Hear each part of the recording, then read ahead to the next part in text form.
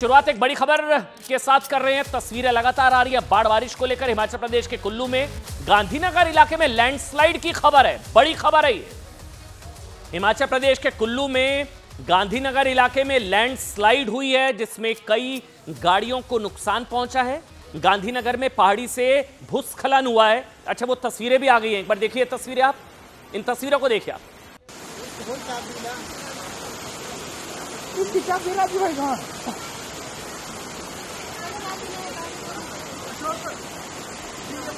ये तस्वीरें हैं जहां जबरदस्त भूस्खलन हुआ है। गाड़ियों का हाल देखिए आप। ये गाड़ियां जहां ऊपर से भूस्खलन हुआ, उसके बाद गाड़ियों की तस्वीरें आप देखिए। जबरदस्त वहां पर भूस्खलन हुआ है, मतलब सड़क तो नजर ही नहीं आ रही है। पहाड़ के साथ खाई में जा गिरी है गाड़ियां। देखिए, जो सड़क पर थी ऊपर से गाड़ियां सड़क पर थी, फिर ऊपर से लैंडस्लाइड हुआ, भूस्खलन, गाड़ियां देखिए नीचे जाकर गिरी। हालांकि राहत की बात यह है कि इसमें कोई जानमाल का नुकसान नहीं हुआ है।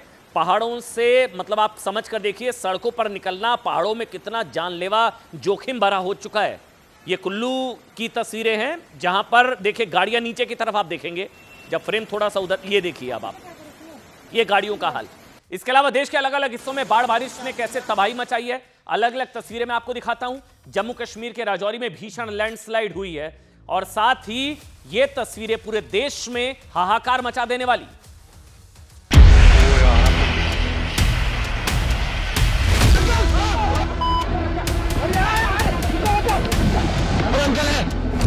कार जा रहे हैं, उससे पानी नीचे आ गया था, फिर दोबारा ऊपर आ गया, तो देखने जा रहे हैं की हालत है।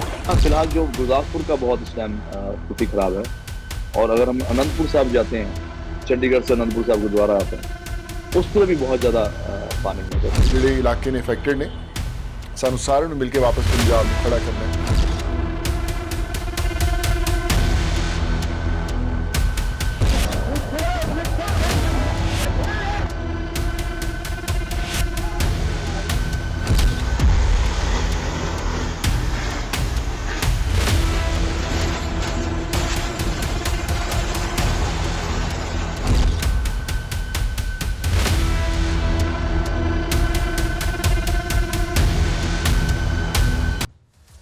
साथ देश के अलग अलग हिस्सों में बाढ़ बारिश ने ऐसी तबाही मचाई है, ऐसी तबाही। आपको 5 तस्वीरों के जरिए मैं दिखाने की कोशिश करूंगा। जम्मू कश्मीर के राजौरी में भीषण लैंडस्लाइड हुआ है जिसमें जम्मू श्रीनगर को जोड़ने वाला हाईवे बंद हो चुका है। अलग अलग तस्वीरें आप देखेंगे। ये राजौरी में जो लैंडस्लाइड हुआ, रास्ता बंद। दूसरी तरफ किश्तवाड़ के थाथरी की तस्वीरें हैं, किश्तवाड़ के थाथरी की। 7 सेकंड के अंदर अंदर चट्टान का एक बड़ा हिस्सा, ये नीचे की तरफ आप देखेंगे, उस तरफ ये देखिए आप, ये चट्टान का एक बड़ा सा हिस्सा नीचे आकर गिरा। लोग वहीं पर मौजूद थे जिसमें कोई बड़ा हादसा होते होते बच गया। तीसरी तस्वीर हिमाचल, नीचे करसोग, हिमाचल प्रदेश के करसोग की नीचे की तरफ देखिए, मकान पूरा का पूरा जमींदोज। बारिश से 12 कमरे का मकान देखते ही देखते जमींदोज हो गया। नीचे की तरफ आप देखेंगे, इस तरह भूस्खलन की तस्वीर है, उधर लैंडस्लाइड की तस्वीर। नीचे करसोग में देखिए आप, यहां एक 12 मंजिला, ये देखिए आप ध्यान से देखिएगा, ये मकान 12 मंजिला, ये गया 12 मंजिला मकान। इस बार किस तरह की तबाही देखा। वैसे कि आपको बता दें, राहत की बात यह है कि हादसे में किसी की जान नहीं गई है। चौथी तस्वीर आप देखेंगे, उधर कुल्लू, इस तरफ देखिए, ये कुल्लू में भी भारी भूस्खलन हुआ है जिसमें 2 घर ढह गए। ये रेड एरो आप देख रहे हैं, ये मकान ढह गए हैं। लैंडस्लाइड, 7 दबे, एक की मौत। राजौरी, किश्तवाड़, करसोग, कुल्लू, और 6 लोगों को मलबे के दबे होने की, 6 लोग उसमें दबे हुए हैं ऐसा बताया जा रहा है। 7 लिखा क्योंकि एक को हालांकि निकाल लिया गया है।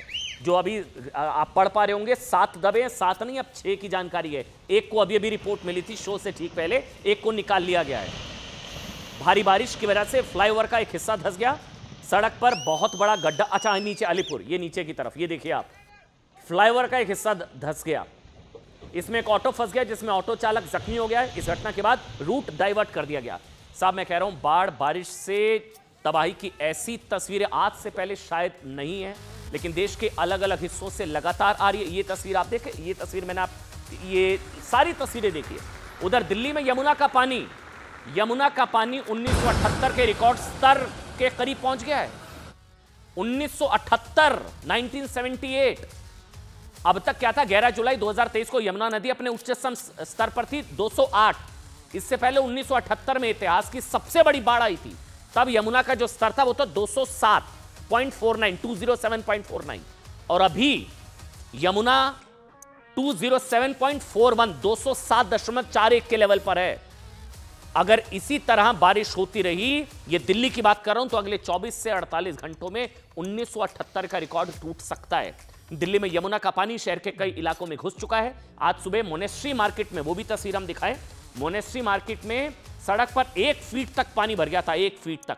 मयूर विहार फेज 1 के पास बाढ़ प्रभावित लोगों के लिए बने शिविरों में यमुना का पानी घुस गया। निगमबोध घाट में कई शमशान घाट पानी में डूबे हुए हैं।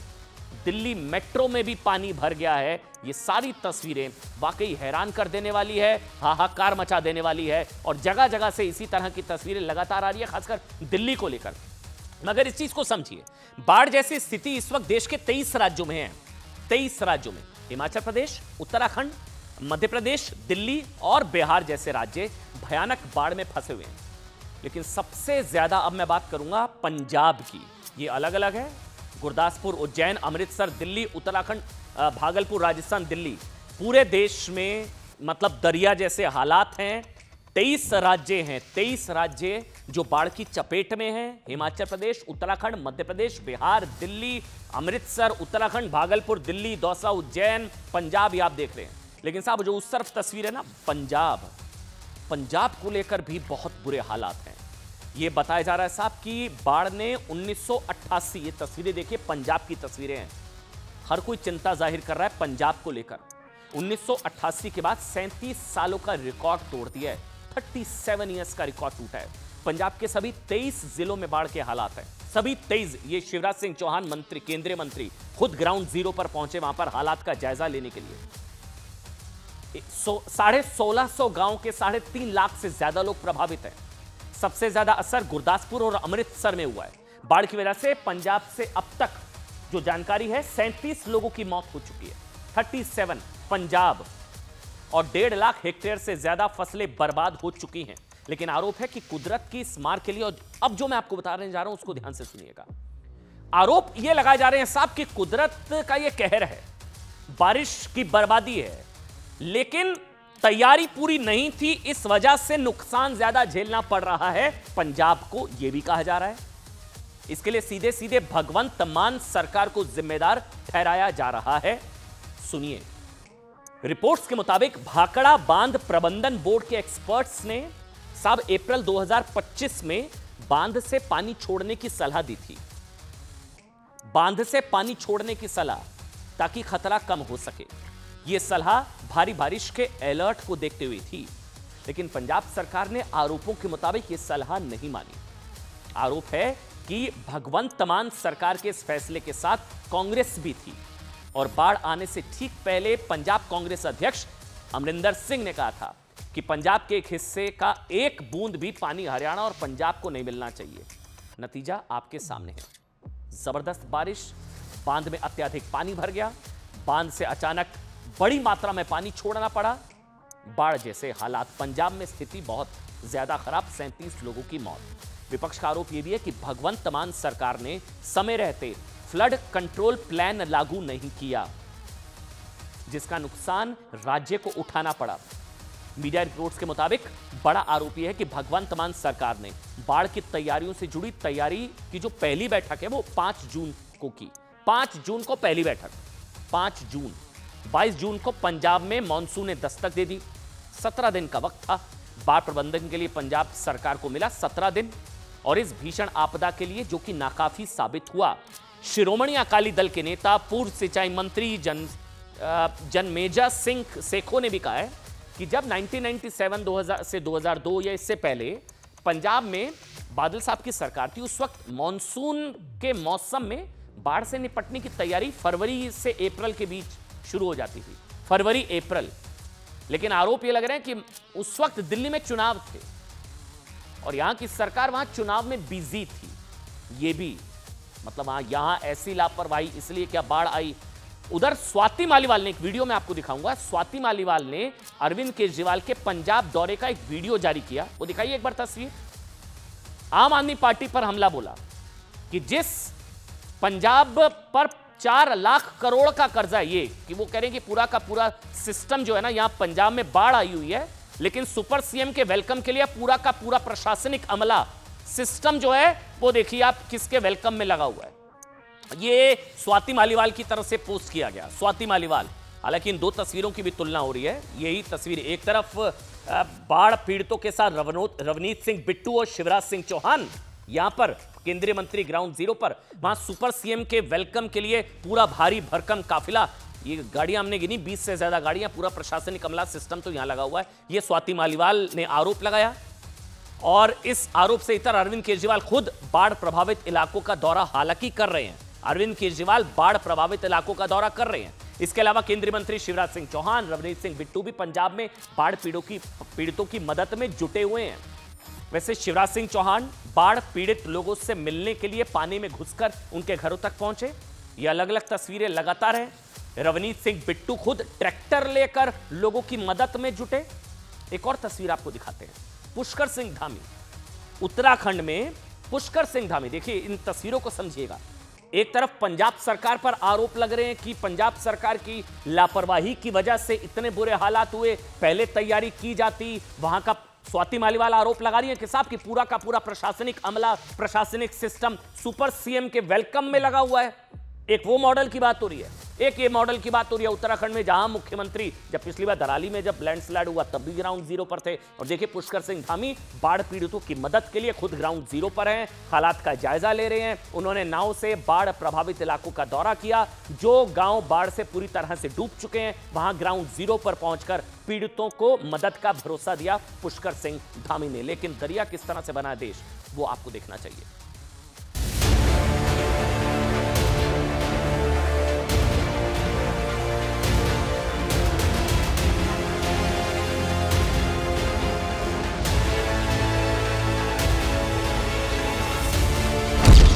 कहीं भूस्खलन से तबाही, कहीं भीषण सैलाब।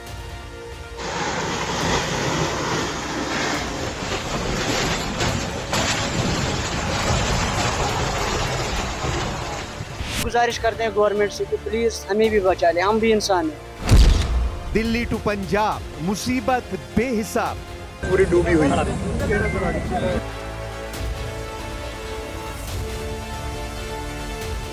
ना जाए दर्द का अंदाज और नुकसान का अंदाज नहीं लगाया जा सकता। आधे भारत में बाढ़ बारिश का हाहाकार। कभी कार जा रहे हैं, उससे पानी नीचे आ गया था तो दोबारा ऊपर आ गया, तो देखने जा रहे हैं की हालत है। ਜਿਹੜੇ ਇਲਾਕੇ ਨੇ ਅਫੈਕਟਡ ਨੇ, ਸਾਨੂੰ ਸਾਰਿਆਂ ਨੂੰ ਮਿਲ ਕੇ ਵਾਪਸ ਪੰਜਾਬ ਨੂੰ ਖੜਾ ਕਰਨਾ ਹੈ।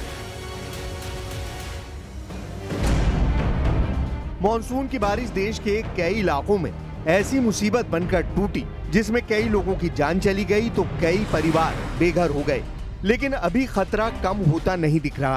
हर दिन अलग अलग इलाकों से बाढ़ बारिश की एक से एक बढ़कर डराने वाली तस्वीरें सामने आ रही हैं। कहीं लोगों के घरों में पानी घुस गया तो कहीं सड़कों पर नाव चल रही है। ये हाल देश के किसी एक शहर का नहीं, कई शहरों से तबाही की ऐसी ही तस्वीरें सामने आई हैं। जम्मू कश्मीर के राजौरी में अचानक हुए लैंडस्लाइड से जम्मू श्रीनगर को जोड़ने वाला मुगल रोड बंद हो गया।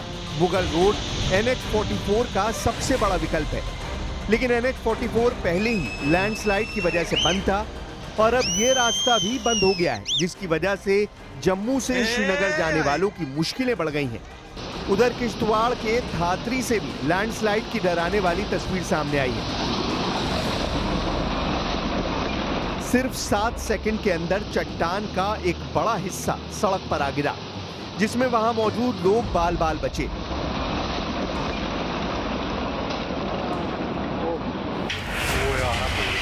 बाढ़ और बारिश की सबसे ज्यादा मार पड़ रही है हिमाचल प्रदेश पर। हिमाचल प्रदेश के करसोग में भारी बारिश से 12 कमरे का एक मकान देखते देखते जमींदोज हो गया। राहत की बात यह रही कि हादसे में किसी की जान नहीं गई।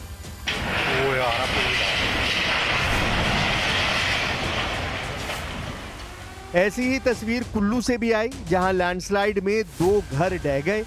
इसमें एक व्यक्ति की मौत हो गई, जबकि 6 लोगों के मलबे के नीचे दबे होने की आशंका है। कुल्लू में कल भी भीषण लैंडस्लाइड हुई थी, जिसमें मलबे में दबे एक एनडीआरएफ के जवान को 24 घंटे बाद आज रेस्क्यू किया गया। हाल यही है कि अब हम एक ही गुजारिश करते हैं गवर्नमेंट से कि प्लीज हमें भी बचा ले, हम भी इंसान हैं। आप सिर्फ सिटी को बचा रहे हो, यहाँ से काट रहे हो, रिवर काट रहे हो, तो क्या हम भी इंसान किसको बोलेंगे? देखो हम सड़क पे हैं, कुछ खाया भी नहीं है, कम से कम तो पानी का एक बोतल भी यहाँ मिला था, हमने कुछ खाया भी नहीं। एडमिनिस्ट्रेशन की जान से कोई मदद नहीं मिल रही है, कुछ भी नहीं।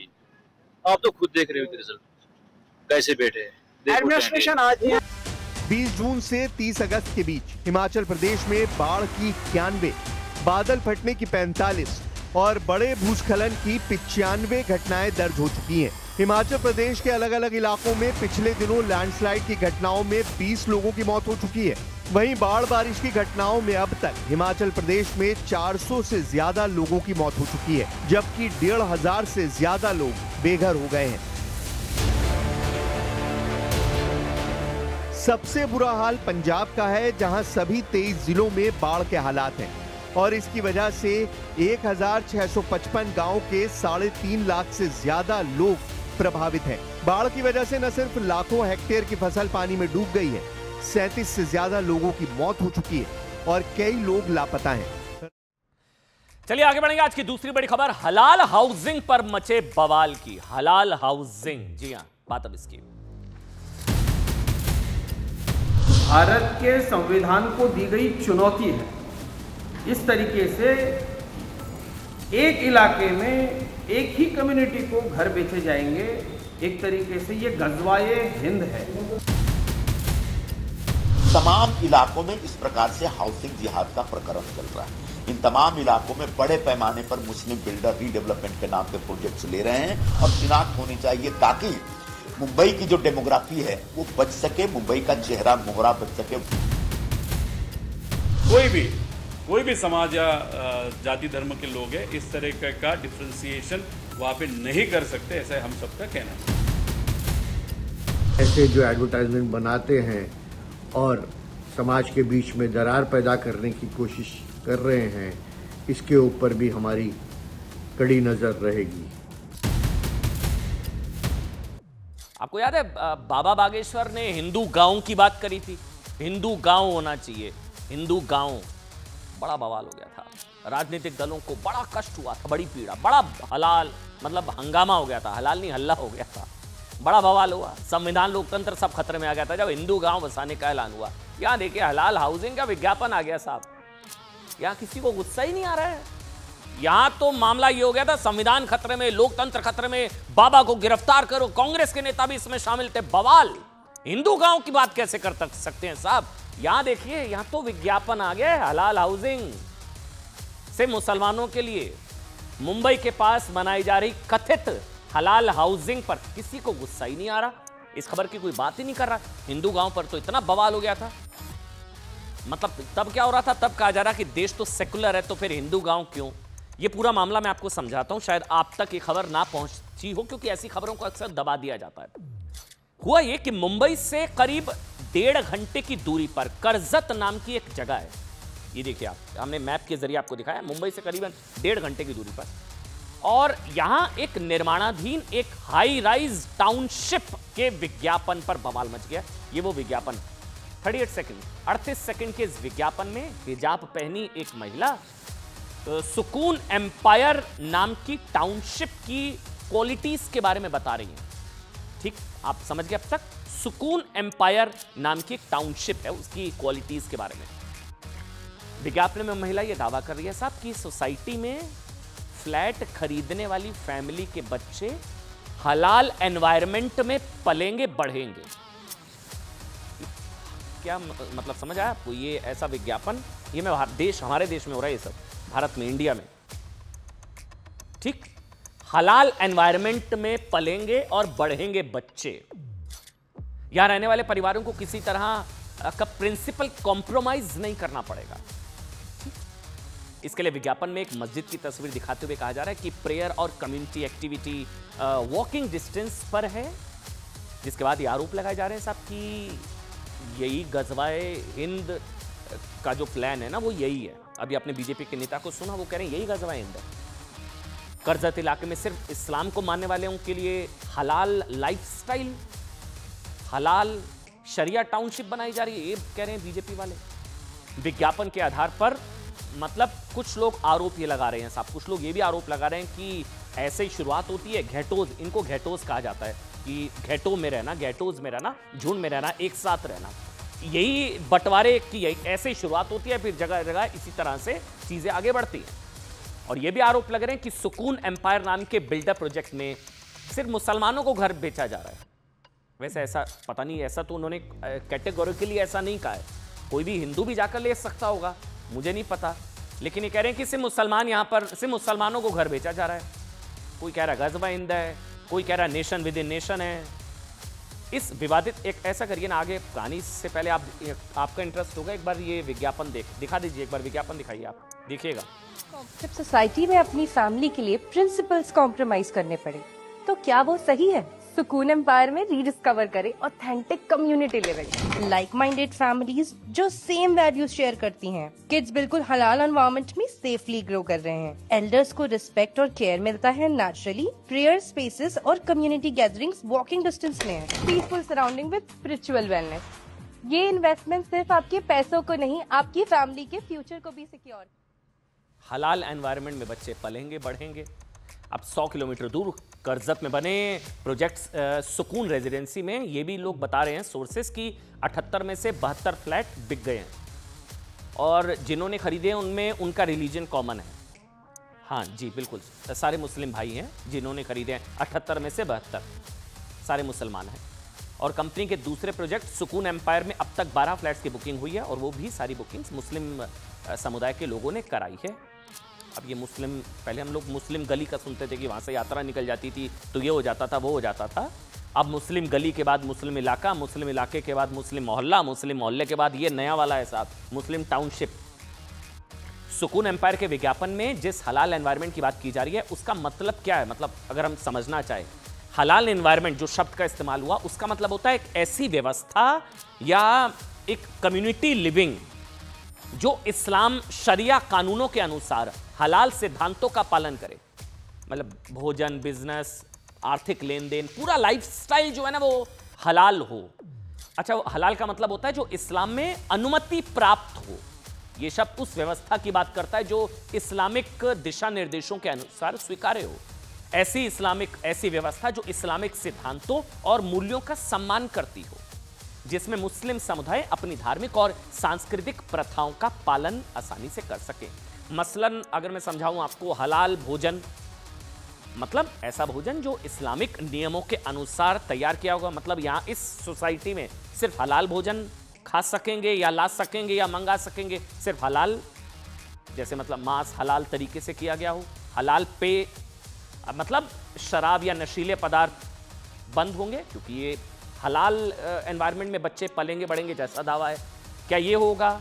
या रेस्टोरेंट, होटल, ढाबों में हलाल सर्टिफिकेशन होना ज़रूरी होगा? उस कम्युनिटी लिविंग में कोई रेस्टोरेंट अगर खुलेगा, सबसे ज़रूरी हलाल मतलब क्या कोई बैंक वैंक नहीं होगा क्या वहाँ पर?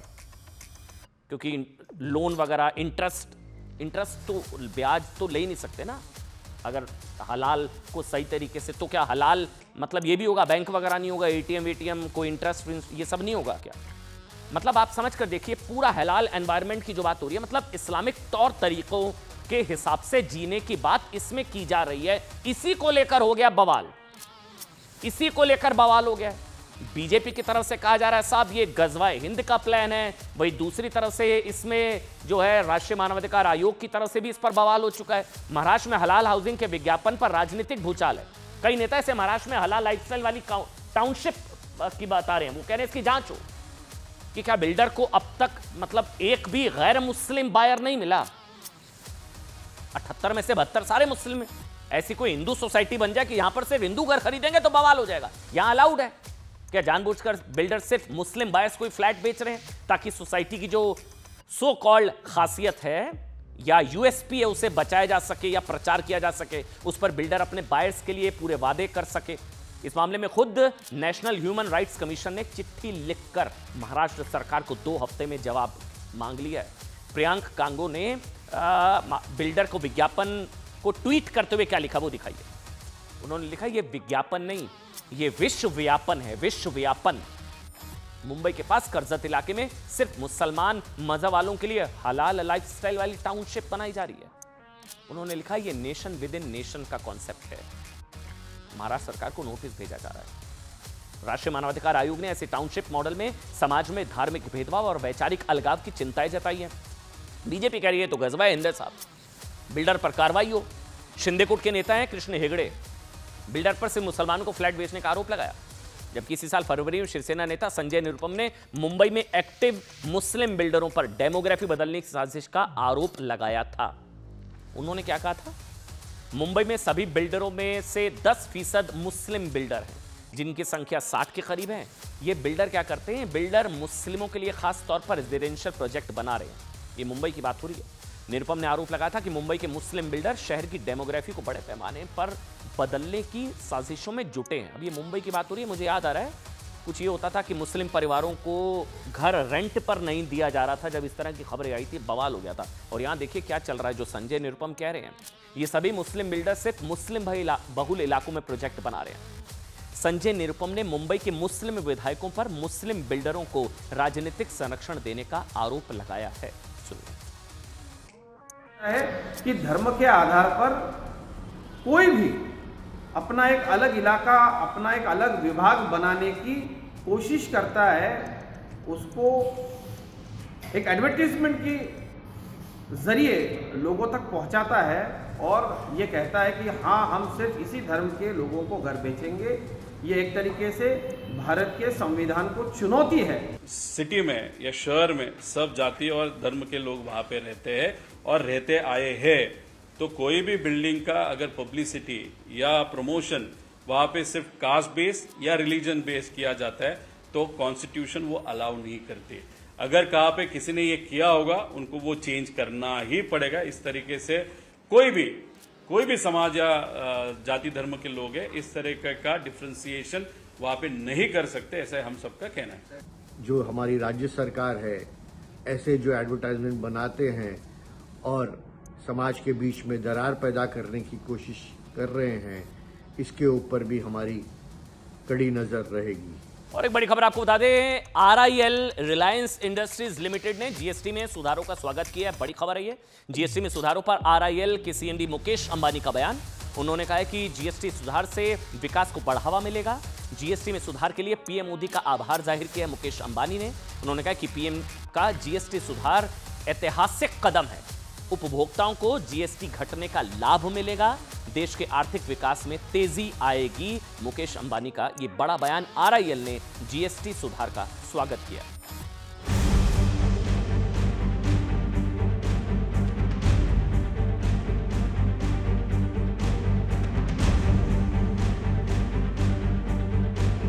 नवरात्रि के इस प्रथम दिवस पर जीएसटी का जो एक रिफॉर्म वर्जन है, नेक्स्ट जनरेशन रिफॉर्म किया हुआ, वो लागू हो जाएगा। फिर रिडक्शन फ्रॉम 28 to 18%। इसमें मिडिल क्लास के एस्पिरेशंस मीट करने वाले बहुत सारे चीज़ हैं। मैं इस ऐतिहासिक नेक्स्ट जनरेशन जीएसटी रिफॉर्म्स के लिए आदरणीय प्रधानमंत्री श्री नरेंद्र मोदी जी का हार्दिक अभिनंदन करता हूँ। It's a matter of great joy for all of us that Honorable Prime Minister Shri Narendra Modi ji has decided to reduce the GST rate. It is this collective bouquet of offerings that defines India, that defines the India growth story. देश के अर्थतंत्र को एक नया boost ये second generation reforms देने वाले हैं। प्रधानमंत्री जी सभी क्षेत्रों का समान रूप से ध्यान रखते हैं। दिवाली से पहले जीएसटी में राहत देकर देश की एक बड़ी आबादी को महंगाई से निजात दिलाने का प्रयास किया जाएगा। मेरा मानना है कि जीडीपी बढ़ेगा, देश की अर्थव्यवस्था बढ़ेगी और देश आगे बढ़ेगा।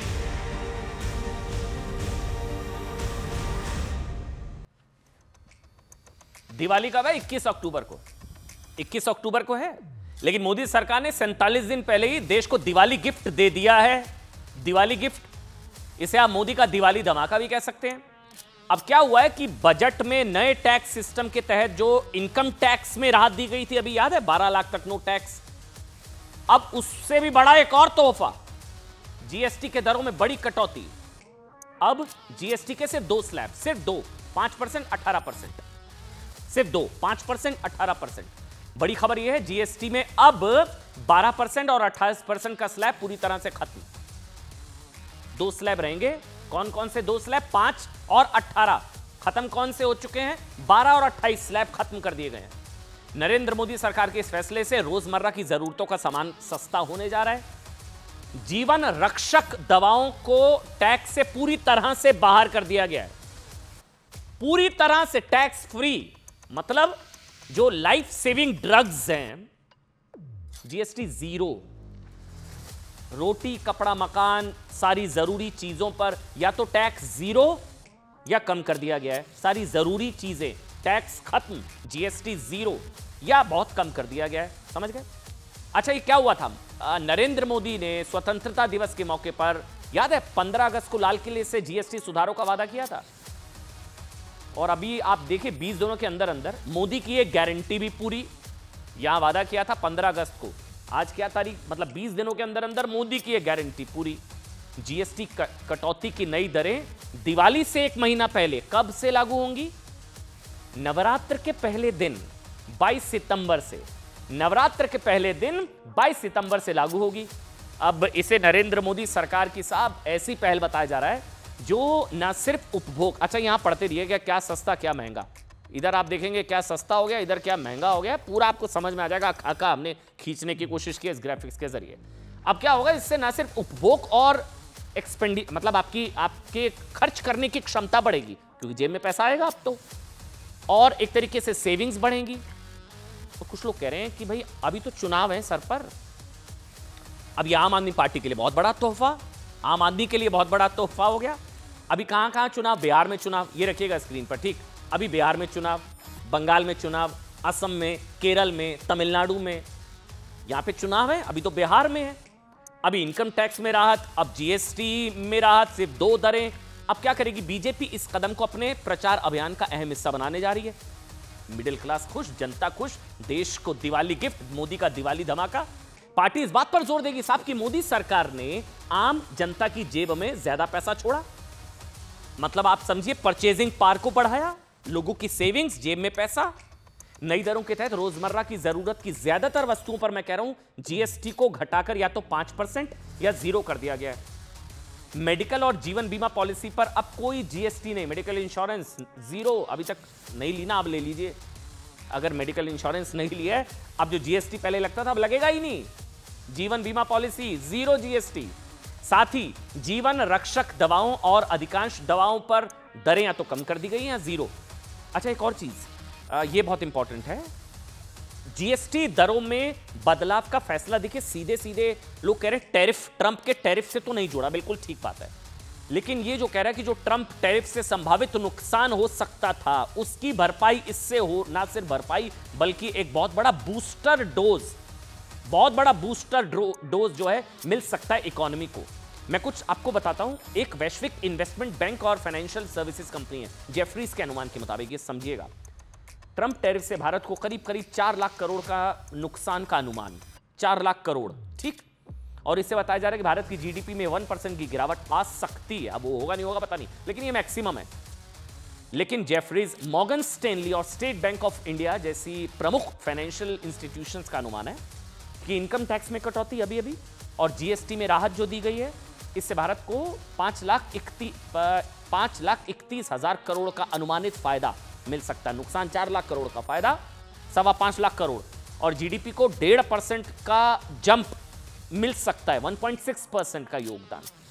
मतलब एक तरीके से अब कहा जा रहा है कि साहब ये तो ट्रंप के जो टैरिफ पर जीएसटी लगा दिया और ट्रंप की टैरिफ वाली दादागिरी का मुंह तोड़ जवाब दे दिया। यानी कि ट्रंप ने अमेरिका में भारत में बने उत्पादों को महंगा किया कि एक्सपोर्ट होगा तो वहां पर फिर यहां के व्यापारियों को नुकसान। तो मोदी ने भारत के बाजारों में बिकने वाले उत्पादों की कीमतें घटा दी।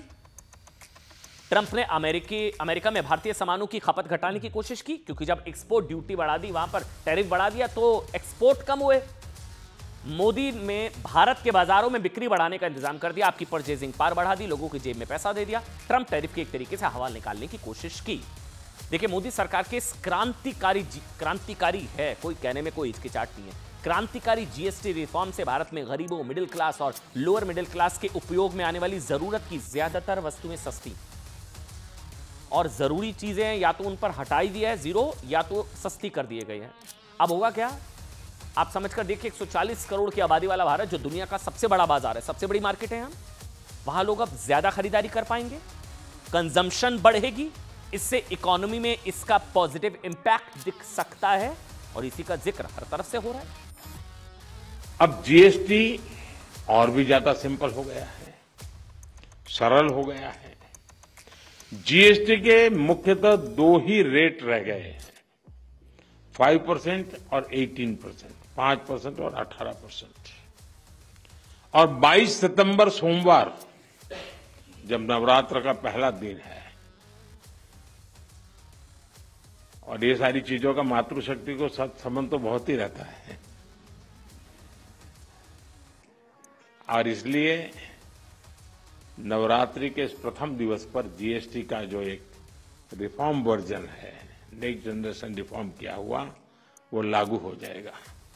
अच्छा, नए जीएसटी स्लैब से कौन कौन खुश है? इकोनॉमिस्ट खुश हैं, उद्योगपति खुश हैं, व्यापार जगत बहुत खुश है, कांग्रेस खुश नहीं है।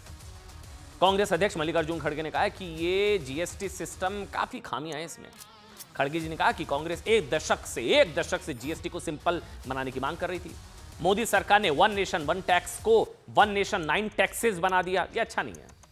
खड़गे जी के अलावा राहुल गांधी के सलाहकार हैं जयराम रमेश जी, महासचिव, कह रहे हैं कि कांग्रेस देश को अभी भी जीएसटी 2.0 का इंतजार है, देश को अभी भी जीएसटी 2.0 का इंतजार है, जिसे मोदी सरकार का जीएसटी 2.0 कहा जा रहा है। उसमें काफी आर्थिक सुधार अभी बाकी है, क्योंकि अभी भी कई जरूरी चीजों पर जीएसटी कम होना बाकी है।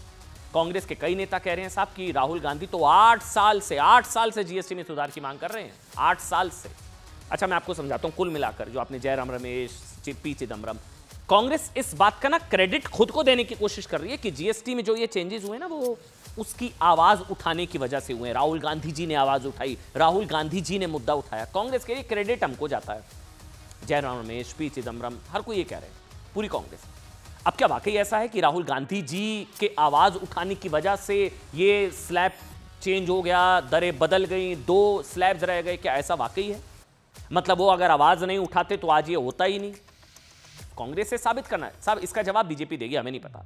लेकिन मैं एक चीज बता सकता हूं, आज से ना 7 साल पहले कांग्रेस कह रही है कि अब हो गया, हमने कह दिया।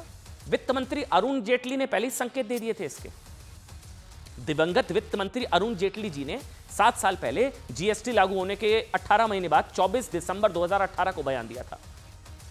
उन्होंने पहले ही आने वाले समय में 2 स्लैब दरों के मतलब मध्य बिंदु का जिक्र कर दिया था कि 2 ही स्लैब के बीच का पॉइंट होगा, ये 4-4 उन्होंने पहले ही बोल दिया था। ये उन्होंने कहा था कि भविष्य का रोड मैप 12% और 18% की 2 मानक दरों के बजाय एक ही, वो तो एक स्लैब की बात कर रहे थे। उसके बाद उन्होंने कहा कि हालांकि 2 दरों के बीच का मध्य मार्ग हो सकता है। अरुण जेटली, कांग्रेस कह रही है तो हमने कर, यहां तो मैं आपको, अब ये तो 7-8 साल पुराना बयान है, पहले से सरकार के दिमाग में था। मतलब कह रहे हैं कि अब आगे जीएसटी को सरल करने की दिशा में कदम उठाए जा रहे हैं। राहुल जी कह रहे हैं मेरे कहने पर हुआ, जेटली जी का बयान तो पहले का है, ये तो शुरुआत से 28% के स्लैब को धीरे धीरे खत्म किया जा सकता है, सिवाय लग्जरी और सिन गुड्स, मतलब नुकसानदेह चीजों के। निर्मला सीतारमण ने भी कहा, वित्त मंत्री ने, कि जीएसटी स्लैब में बदलाव के लिए भारत सरकार लंबे वक्त से काम कर रही थी। आर्थिक सलाहकार परिषद ने भी कहा है कि इसकी तैयारी काफी पहले से चल रही थी साहब। इसलिए कांग्रेस के नेता जो जीएसटी सुधार का क्रेडिट राहुल गांधी जी को देना चाह रहे हैं, उनको निर्मला सीतारमण के इस सवाल का जवाब देना चाहिए कि वो इसे क्यों नहीं लागू करा पाए खुद कांग्रेस पार्टी। वित्त मंत्री ने कहा कि यूपीए सरकार आम सहमति ना बना पाने की वजह से जीएसटी लागू क्यों नहीं करा पाई थी। फिर आप क्रेडिट लेना चाह रहे हैं, आप क्यों नहीं लागू करा पाए? मोदी सरकार में सभी राज्यों की सर्वसम्मति से, सुनिएगा, सभी राज्य, जीएसटी काउंसिल होती है उसमें सभी राज्यों की सर्वसम्मति से, सहमति से ये बदलाव किए गए हैं। कांग्रेस 10 साल के कार्यकाल में कांग्रेस सरकार जीएसटी लागू नहीं कर पाई है। इसको लेकर ना आज ये जीएसटी को लेकर पीयूष गोयल से भी न्यूज नेटवर्क 18 ने बात की है, सुनिए। And I'd like to compliment Prime Minister Modi for taking this bold decision I see this as the most transformative step the nation has seen possibly in the last 50-60 years. This is a journey that Prime Minister Narendra Modi started right in 2014. Back then, he spoke about making in India.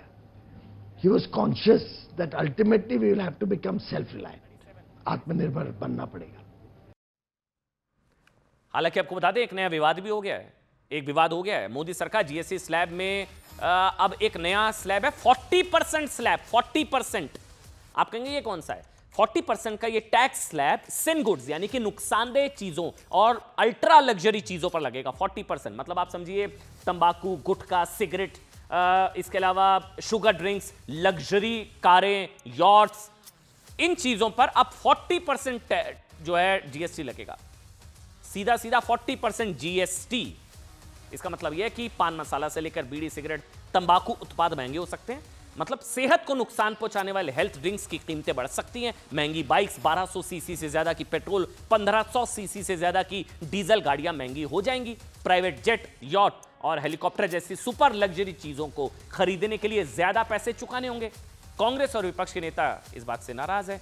Nirmala Sitharaman ने बोला कि क्या आप तंबाकू, गुटखा पर 5% GST चाहते हैं? इस पर भी अलग से विवाद। छोटा सा ब्रेक।